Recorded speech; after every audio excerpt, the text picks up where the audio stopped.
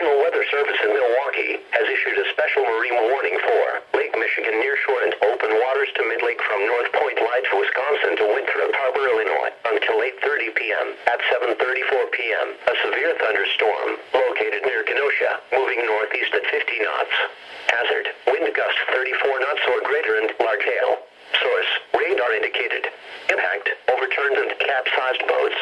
The severe thunderstorm will be near wind point around 7:45 p.m. Mariners can expect gusty winds, high waves, dangerous lightning, and heavy rains. Boaters should seek safe harbor immediately until this storm passes.